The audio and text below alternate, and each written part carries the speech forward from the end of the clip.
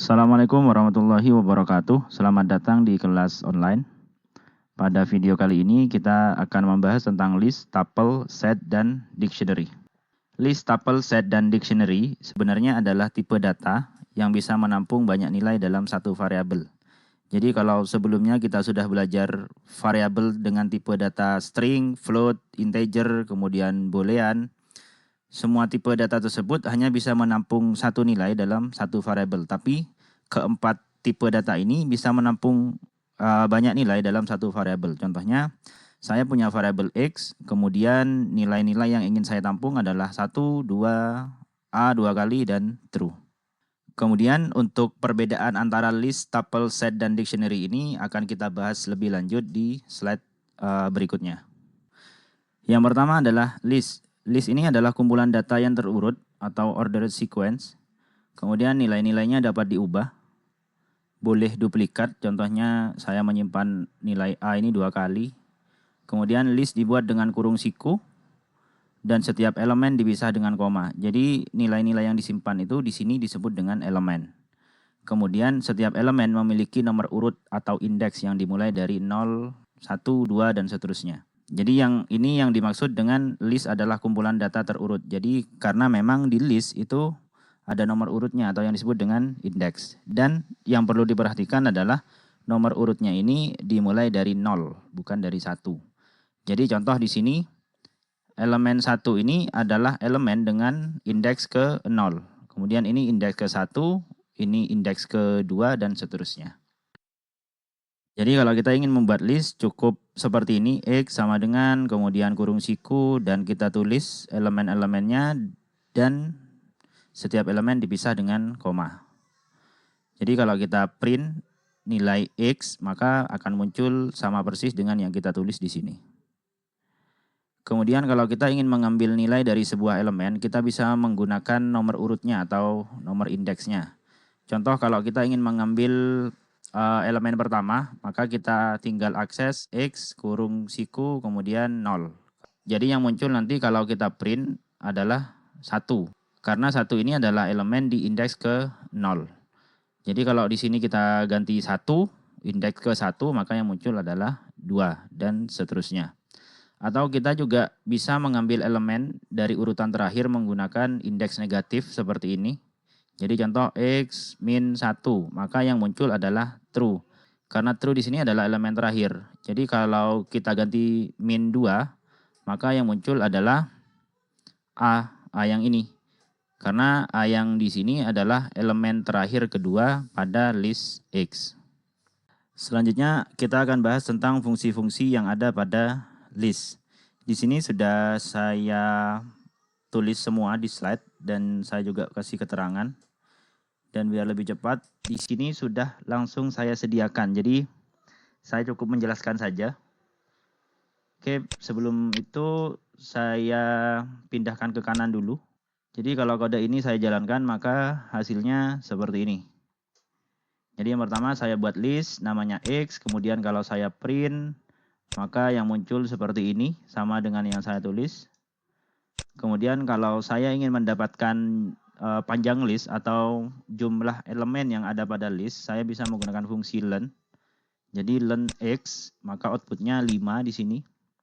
Karena memang X ini elemennya ada 5. Kemudian kalau saya ingin mengubah nilai pada indeks tertentu, contohnya indeks ke 1, maksudnya indeks yang ini, yang nilainya 2 ini.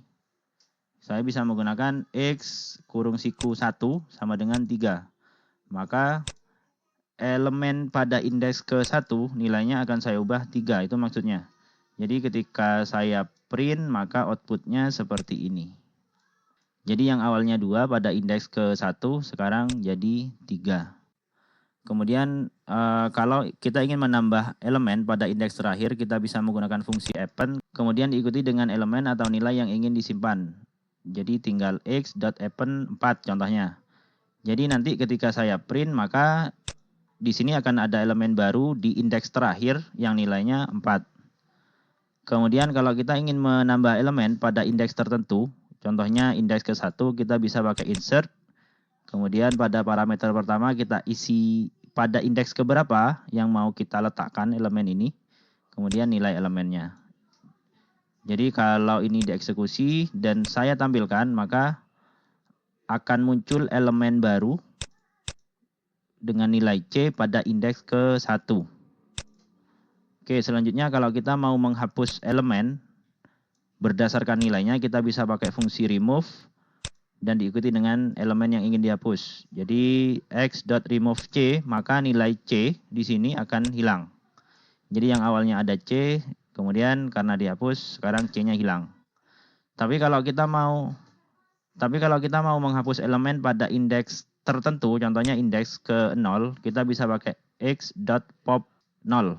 Jadi kalau kita print, maka di sini hasilnya indeks ke-0 yang awalnya 1 sekarang sudah terhapus dan diganti dengan indeks selanjutnya. Jadi sekarang 3, AA, true, dan 4. Kemudian kalau kita ingin membersihkan atau menghapus semua elemen, kita bisa pakai fungsi clear. Jadi kalau kita print, maka semua nilai pada list akan dihapus. Selanjutnya kita akan membahas tentang tuple. Jadi tuple itu sebenarnya sama dengan list. Datanya atau elemennya terurut, kemudian boleh duplikat, punya indeks, tapi elemennya tidak bisa diubah. Jadi sama dengan list, hanya bedanya adalah elemennya itu tidak bisa diubah nilainya. Kemudian tuple ini dibuat dengan kurung dan setiap elemen dipisah dengan koma. Jadi kalau list pakai kurung siku, kalau ini kurung biasa seperti ini. Jadi kalau kita ingin mengambil elemen pada indeks tertentu sama, hanya saja di sini nilainya itu sudah tidak bisa diubah. Sekali dibuat nilainya tidak bisa diubah lagi. Kemudian kita bisa mengkonversinya dari tuple ke list pakai fungsi list seperti ini. Atau kita juga bisa mengkonversi list ke tuple pakai fungsi tuple seperti ini. Oke, selanjutnya set. Set itu tidak terurut, jadi maksudnya tidak punya indeks. Jadi kita tidak bisa mengambil elemen tertentu pada set karena memang tidak punya urutan. Kemudian ini bersifat unik, jadi tidak bisa duplikat. Contoh, saya buat set di sini. Di sini ada beberapa data yang kembar. Kalau saya print, maka data yang kembar itu hanya akan disimpan satu kali. Jadi contoh nilai 1 ini kan ada 2. Maka di sini yang tersimpan cuma 1 saja. Dan A juga ada 2 di sini, yang tersimpan juga 1 di sini. Karena memang bersifat unik. Kemudian datanya tidak bisa diubah juga. Dan set dibuat dengan kurung kurawal dengan elemen dipisah dengan koma.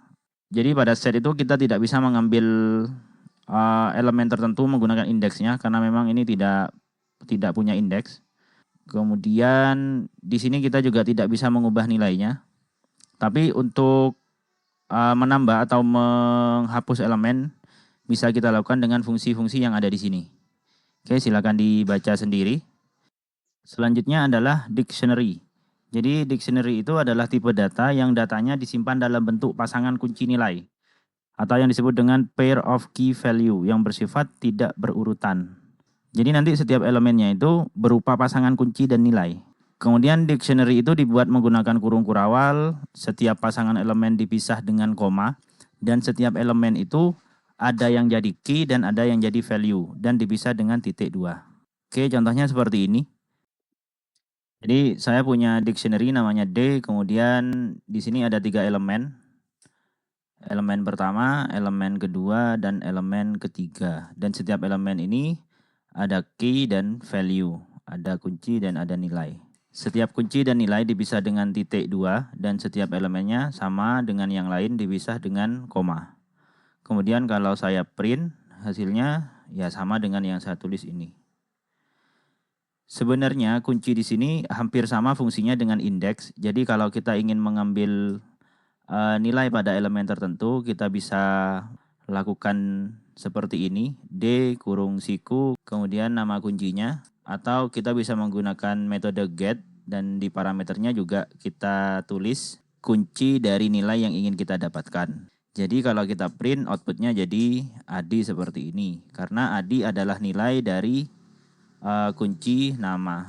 Kemudian kalau kita ingin merubah nilainya, kita juga bisa gunakan seperti ini. D kurung siku kemudian kuncinya dan nilai barunya.